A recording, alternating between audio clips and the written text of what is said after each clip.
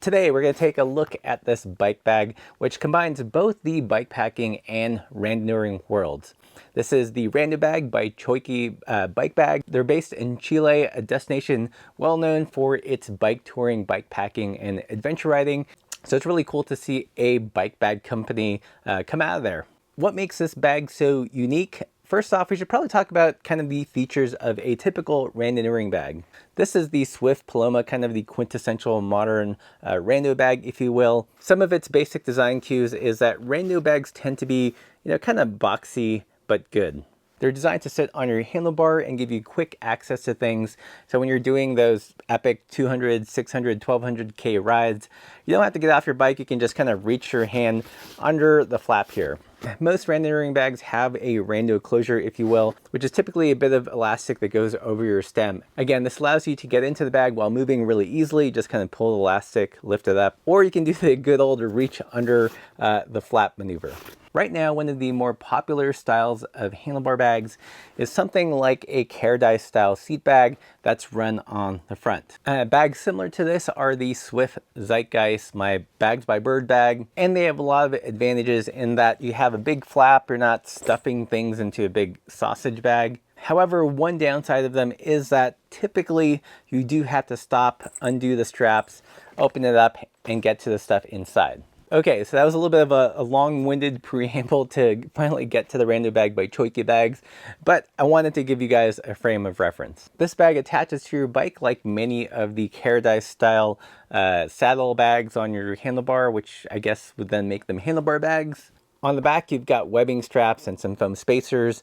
In this instance, I replaced them with some nano belay straps because I think they're just a lot faster to take on and off. On the bottom, it's got a webbing strap that goes around your head tube. Again, I'm not fond of this. This strapping area in general should just be replaced by a bit of elastic cordage. That makes it a lot easier to get around smaller head tubes of smaller size bikes.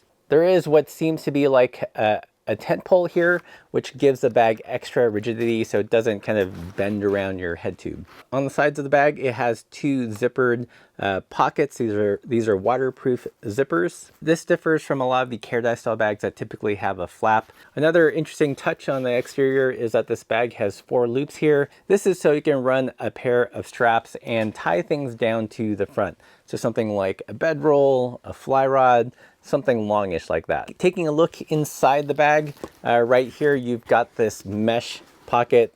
The opening is at the top when you swing the bag open, so this is a good place to put things like a phone or snacks. This top flap also expands, so if you really want to overstuff the bag, you've got the kind of wiggle room to do so. Looking inside the bag itself, you'll notice that it has this kind of skirt style closure so you can really cinch things up. It does have a bright orange interior, which is awesome for contrast to find those small tiny things in your bag. There are also 2 side mesh pockets on either side of the bag. With a bag like this, you can use it basically in 2 ways. If you really want to batten down the hatches, you can put stuff in here and tighten up the draw cord. However, most of the time in my day-to-day use, I don't want the added extra step of undoing the draw cord. So I'll simply kind of just fold it into the side so it gives me quick access to the contents. The stated capacity of the bag is 15 liters, and measuring it across from kind of the puffy side of each pocket, it's about 35 centimeters. So this should definitely fit with most drop bars. All right, where is the rando part about this rando bag? Like I mentioned, one of the kind of indicative design elements is the rando closure, and this bag does have it. On the top, there is some adjustable elastic cordage so you can adjust the tension depending on your stem length, and it has that signature elastic cordage that you pull over the stem to close the bag. This makes it super quick and easy to undo it while you're riding, grab your snacks, grab your camera, or you can just reach under the flap. In many ways, it is like a super-sized version of this handlebar bag by Outer Shell, which isn't a bad thing. Typically, most bags this size will follow the conventions of the Paradise style bag, so think like the Swift Zeitgeist.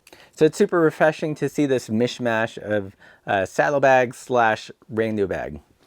I took it on our recent trip out to Idaho where we rode up and down some dirt and gravel roads. Like I mentioned, I replaced the webbing with belay straps and also looped the bottom part through a smooth twisted T-rack, and the bag worked great. It provided a lot of stability on the downhill, even when things got really chonky. For me, you guys know I'm constantly filming, so I love being able to reach under and just grab, the 360 cam or whatever camera I have inside here without having to stop and open up the flap and all that stuff. All right, so let's talk pros and cons. One of the big pros is the design.